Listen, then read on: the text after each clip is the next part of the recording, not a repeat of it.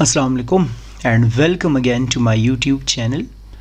हमने chapter number 11 का जो एक्सरसाइज है लेक्चर चैप्टर नंबर 11 में जो एमसीक्यूज़ है वो मैंने आप लोगों के साथ डिस्कस करने हैं। तो लेक्चर्स आप लोगों ने इसके डिस्कस किए हैं रिप्रोडक्शन चैप्टर के, और अभी इसको सॉल्व कर लेते हैं। आसान है, अगर आप लोगों ने लेक्चर्स गौर से सुने हैं तो फिर उसको सॉल्व करना इंतहाई ज़्यादा आप लोगों के लिए आसान होगा। पहला जो एमसीक्यूज़ यहाँ पर मेरे पास है बुक के अंदर, Sertoli cells are found in. Sertoli cells के बारे में डिस्कशन कर रहे हैं जो कि टेस्टिस के अंदर होते हैं। ये आप लोगों ने याद रखना है कि सेमिनिफरस ट्यूब्यूल्स के अंदर होते हैं। अगर आप लोग ऊपर जाए डायग्राम इसका देख ले तो सर्टोली सेल्स आप लोगों को सेमिनिफरस ट्यूब्यूल्स के अंदर नज़र आएंगे। वैसे ये वाला जो एमसीक्यूज़ है ये पास्ट पेपर्स में आ चुका है, तो आप लोगों को याद होना चाहिए। बिटवीन इंटरस्टेशियल सेल्स नहीं होते, सेमिनल वेसिकल के बीच में नहीं होते, एपिडिडमस के बीच में नहीं होते, फाउंड इन आप लोग डिस्कस करेंगे, सेमिनिफरस ट्यूब्यूल्स के अंदर होते हैं। नेक्स्ट एमसीक्यूज़ नंबर 2 है, fertilization of the ovum normally occurs. कहाँ अकर होता है? ये बी पास्ट पेपर्स के अंदर आ चुका है और मैं आप लोगों को बता चुका हूँ पहले कि in the proximal part of oviduct. आप लोगों की बुक में ये 2 दफ़ा मेंशन है, 2 अलग अलग जगहों में मेंशन है कि फर्टिलाइजेशन हमेशा कहाँ अकर होता है, proximal part of the oviduct में, या आप लोग बोल सकते हैं फेलोपियन ट्यूब का जो स्टार्टिंग पॉइंट होता है उसके अंदर फर्टिलाइजेशन अकर होगा। एमसीक्यूज़ नंबर 3 है, embryo implants in the dash of uterus. Embryo कहाँ पर इम्प्लांट होता है? फीमेल रिप्रोडक्टिव सिस्टम जब आप लोग पढ़ते हैं, आप लोग डिस्कस करते हैं कि एंडोमेट्रियम इनर लेयर होता है, अंदर की तरफ होता है, वहाँ पर ब्लड वेसल्स वगैरह ग्रो करते हैं और एम्ब्रियो वहाँ पर जाके एंडोमेट्रियम में इम्प्लांट हो जाता है। एमसीक्यूज़ नंबर 4 है, spermatozoa are stored prior to emission and ejaculation in. ये भी आप लोगों की बुक में मेंशन है। स्पर्मेटोजोआ या स्पर्म की बात कर रहे हैं कि वो फॉर वाइल कहाँ पर स्टोर हो रहे होते हैं। आप लोग बोलेंगे एपिडिडमस में स्टोर होते हैं। एपिडिडमस मेल रिप्रोडक्टिव सिस्टम का हिस्सा है। ये एमसीक्यूज़ बहुत ज़्यादा इंपॉर्टेंट है, इसके ऊपर स्टार लगा ले। एमसीक्यूज़ नंबर 5 है, the cervix is portion of. Cervix जो है ये किसका हिस्सा होता है? तो अगर आप लोग फीमेल रिप्रोडक्टिव सिस्टम स्टडी कर ले, उसको देख ले, तो आप लोगों को मिलेगा कि cervix is opening of the uterus. Uterus के ओपनिंग को हम क्या बोलते हैं? सर्विक्स बोलते हैं। एमसीक्यूज़ नंबर 6 है, इम्पॉर्टेंट एमसीक्यूज़ है कि on which date is a woman most likely to ovulate if the first day of menstrual loss was 1 March. ये बोल रहे हैं कि अगर फीमेल रिप्रोडक्टिव साइकिल या मेंस्ट्रुअल साइकिल 1 मार्च को शुरू हो जाए, एग रिलीज़ होने के चांसेस कब है, कब रिलीज़ होगा? आप लोग बोलेंगे ओव्यूलेशन हमेशा डे 14 पे अकर होता है। अगर 1 मार्च को साइकिल शुरू हो, आप बोलेंगे कि एग रिलीज़ होगा 14 मार्च को। ये मैं डिस्कस कर चुका हूँ और ये आसान है। एमसीक्यू नंबर 7 है, if ruptured matured follicle is degenerated without forming corpus luteum, which of the following is expected. Ruptured follicle के हवाले से डिस्कस कर रहे हैं कि वो कॉर्पस ल्यूटियम नहीं बनाता, तो क्या होगा? अब अगर इनकेस कॉर्पस ल्यूटियम नहीं बनेगा तो आप लोग बोलेंगे प्रोजेस्टेरोन नहीं बनेगा, और अगर प्रोजेस्टेरोन नहीं बनेगा तो क्या होना शुरू हो जाएगा? मेंस्ट्रुएशन तो अकर होगा। मेंस्ट्रुएशन अकर होगा अगर प्रोजेस्टेरोन नहीं बनेगा। प्रेगनेंसी नहीं इस्टेब्लिश हो सकती। प्रेगनेंसी इस वजह से नहीं इस्टेब्लिश हो सकती क्योंकि उसके लिए भी प्रोजेस्टेरोन ज़रूरी है। ओव्यूलेशन अकर होगा क्योंकि वो ऑलरेडी क्या हो चुका है, रप्चर हो चुका है, तो आप लोग बोलेंगे फॉलिकुलर एट्रेशिया काज हो जाएगा। फॉलिकुलर एट्रेशिया का मतलब है कि वो जो फॉलिकल है उसकी डेथ अकर हो जाएगी। एमसीक्यू नंबर 8 है, how does a zygote differ from an ovum. Zygote और ओवम में क्या डिफरेंस है?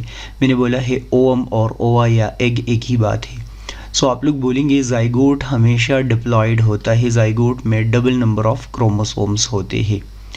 MCQ नंबर 9 है, which of the following is primary organ of the female reproductive system? Primary या स्टार्टिंग में ऑर्गन कौन सा होता है, इंपॉर्टेंट ऑर्गन कौन सा होता है? ओवरी। ओवरी ही एग बनाता है, फिर जाके वहाँ पर क्या होगा, यूट्रस में इम्प्लांट होगा।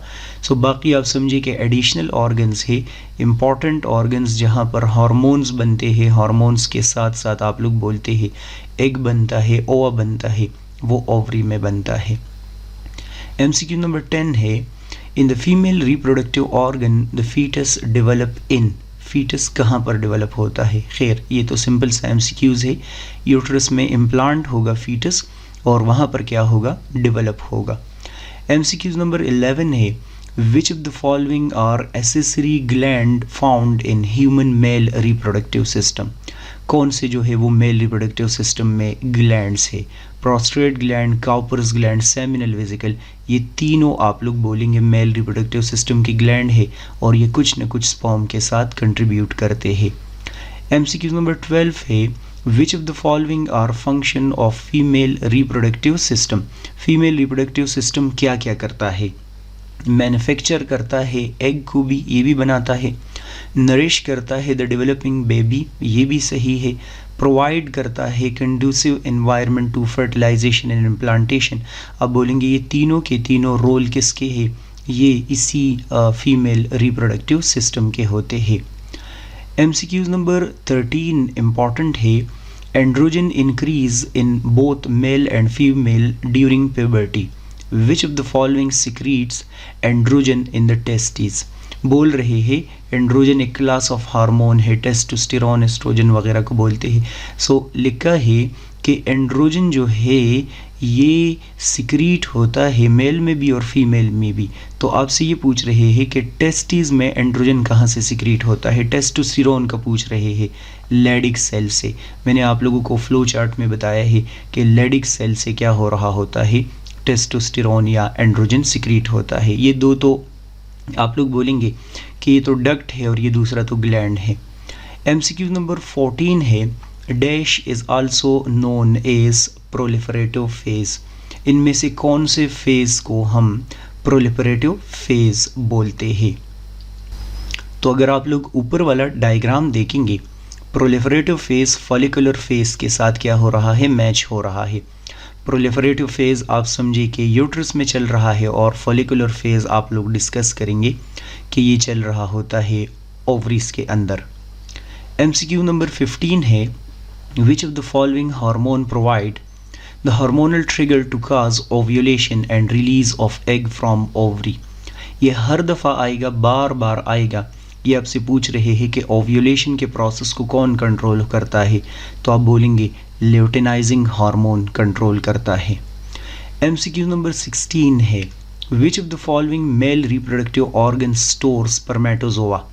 रिपीट हो रहा है, स्पर्मेटोजोआ आप लोग बोलते हैं हमेशा एपिडिडमस में स्टोर होते हैं।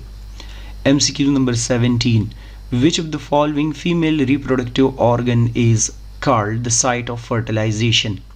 दोबारा रिपीट हुआ है ये, सो आप लोग बोलेंगे फर्टिलाइजेशन ओविडक्ट या फेलोपियन ट्यूब में अकर होता है।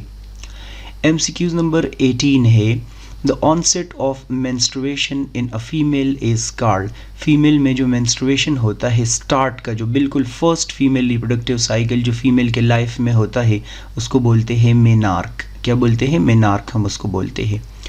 MCQ नंबर 19 है, the female reproductive system consist of. Testis तो नहीं है, यूरेथ्रा भी नहीं है, एपिडिडमस भी नहीं है, क्योंकि ये मेल रिप्रोडक्टिव सिस्टम के हिस्सा है। तो आप लोग बोलेंगे कि फेलोपियन ट्यूब या जिसको आप लोग ओविडक्ट बोलते हैं या यूटेराइन ट्यूब बोलते हैं। MCQ नंबर 20 है, which of the following hormone are responsible for attaining reproductive maturity? Reproductive maturity जो है वो कब अटेन होती है, कौन से हार्मोन की वजह से? सो वैसे एस्ट्रोजन, ल्यूटेनाइजिंग और फॉलिकल स्टिमुलेटिंग हार्मोन तीनों रिप्रोडक्टिव एज की तरफ लेके जाते हैं फीमेल को। Which of the following hormone is are secreted by testis and ovaries. Testis and ovaries जो है वो कौन से हार्मोन सिक्रीट करते हैं। सो टेस्टिस आप लोग डिस्कस करेंगे कि वो सिक्रीट करते हैं ये टेस्टोस्टेरोन हार्मोन, और ओवरी आप लोग डिस्कस करेंगे कि ये सिक्रीट करते हैं एस्ट्रोजन हार्मोन। ठीक है, which of the following hormone are secreted by testis and ovaries. तो इसमें ये करेक्ट कर दे, ये गलती है। आप लोग बोलेंगे बोथ ए एंड बी, इसको क्या कर दे, बोथ ए एंड बी कर दे, क्योंकि टेस्टोस्टेरोन टेस्टिस से सिक्रीट हो रहा है और ओवरी से आप लोग डिस्कस करेंगे एस्ट्रोजन सिक्रीट हो रहा है। ल्यूटेनाइजिंग हार्मोन पिट्यूटरी ग्लैंड से आ रहा है। तो इन एमसीक्यूज के ऑप्शन के मुताबिक ए और बी करेक्ट है, इसको ए और बी कर दे। दोबारा बता रहा हूँ, ए और बी कर दे। एमसीक्यूज नंबर 22 है, ovulation in human female normally takes place during the menstrual cycle. कब अगर होता है ओव्यूलेशन, मीन एग कब रिलीज होता है। So at the end of, ये माइंड नहीं, ये मिड कर दे, मिड सिक्रीटरी फेज ये नहीं है। Just before the end of secretory phase ये भी नहीं है। Eight the and, at the beginning of proliferative phase. Proliferative phase वो होता है जब आप लोग बोलेंगे प्रोजेस्टेरोन और कॉर्पस ल्यूटियम बनेगा, तो वो तब बनेगा जब ओव्यूलेशन अकर हो। एमसीक्यू नंबर 23 है, after ovulation Graafian follicle regresses into. Ovulation के बाद ग्राफियन फॉलिकल से क्या बनता है, कार्पस ल्यूटियम बनता है, कार्पस ल्यूटियम फॉर्म होता है। MCQ number 24, immediately after ovulation the mammalian egg is covered by a membrane known as। ये आप लोगों की बुक में मेरे ख्याल में ये एमसीक्यूज मुझे कभी नहीं आया अभी तक। कोरियन नहीं है, जोना पेलोसेडा, कोरोना रेडिएटा। ये कोरोना रेडिएटा आप लोग बोलेंगे कि एग के अराउंड एक मेम्ब्रेन होता है प्रोटेक्शन के लिए, और उसको हम कोरोना रेडिएटा बोलते हैं। ठीक है, ये बाकी आप लोगों की बुक के हिस्सा नहीं है, ये भी वैसे नहीं है। Which of the following events is correctly matched with the time period in a normal menstrual cycle? Release of egg वैसे डे 14 पे होता है। Endometrium regenerate 5th to 10 day, हाँ ये वैसे सही है। एंडोमेट्रियम जो है वो रीजनरेट हो रहा होता है, रीफॉर्म हो रहा होता है। आप लोग डिस्कस करेंगे कब, ये इसमें जो सिक्रीटरी फेज होता है, ठीक है, तकरीबन डे 14 तक वो होगा। सो चलो, ये एमसीक्यूज़ है, आसान है, शॉर्ट क्वेश्चंस वगैरह मैंने अभी नहीं पढ़े, और इसके जो नोट्स है वो मैं अलग बनाऊंगा। सो आई गेस सो आसान है, और बार बार मैं वही बताता हूँ, लाइक सब्सक्राइब करना है तो कर दे, और फ्रेंड्स के साथ भी शेयर कर दे। और बाकी अगर आप लोग ऑनलाइन क्लासेस लेना चाहे तो वो ज़रूर आप लोग ले, उसमें बस चीज़ें थोड़ी सी डिटेल में होती है और डिफरेंट अंदाज में होती है। सो नेक्स्ट आप लोग देख ले वीडियो। गुड बाय, अल्लाह हाफिज़।